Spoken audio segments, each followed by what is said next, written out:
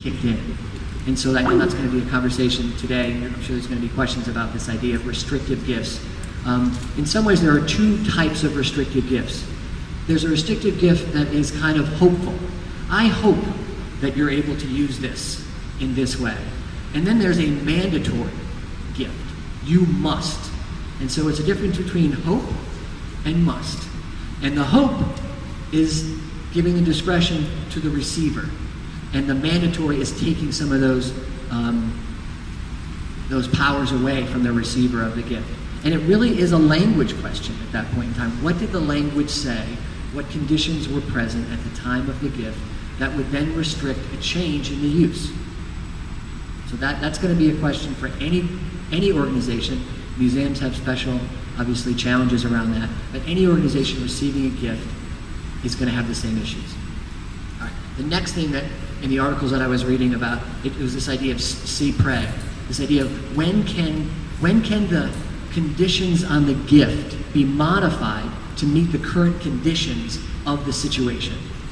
And that's the doctrine that they considered. So the courts can come in and do the best job they can to effectuate the best intent of the gift. Sometimes you get it wrong. Sometimes it's illegal. Sometimes there aren't enough funds to execute something. So there's reasons why the courts may come in to try to do the best they can to fulfill the true intent of a gift. And it does happen with museums. It happened with a museum up in Lowell where there was a gift that this art was going to be, if the city ever built a museum, then this work would be given to the town, given to the city. And in the end, it was held at the MFA. And the MFA said, hey, until you build it, we get to keep it. And there was a fight over what was the best intent. If the museum was never built, could the city then take the artwork back and sell it and then build a museum? Did they have to keep it? Did they have to show it? And so these things happen all the time because gifts and language are imperfect, and sometimes the courts are needed to fulfill the ultimate intent of the gift. So that was kind of a good other piece. The other word that I heard kind of thrown around is the idea of moral rights. So Ronya thought it would be good just to kind of talk about what is a moral right. A moral right is the idea that the artist instills a piece of their soul, if you will, into the artwork. And that any purchaser of the work cannot destroy it, mutilate it, without really just can't do it. So there's actually this idea, this actually came Duat Moral from France, that the owners of works of art that have achieved some type of cultural heritage no longer have the power to mess with cultural heritage. You are kind of a keeper, a fiduciary keeper of the work, but it does not give you the right to manipulate it, modify it, or change it in any way. It happens a lot in public art. You have a big sculpture or something that maybe over time the paint fades, and somebody wants to come in and says, hey, that was green, but I think white would look better based on the way things are. That can't be done. It's the artist's intent of picking that color.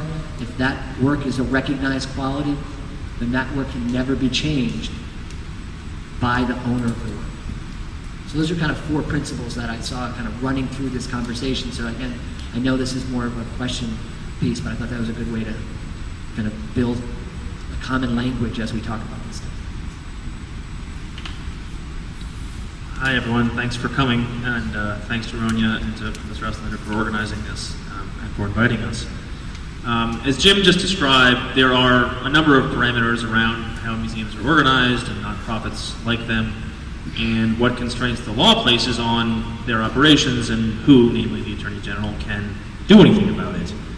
The ethical boundaries I want to sketch out present legal-like questions of interpretation, but the enforcement and consequences are really social rather than legal in many ways.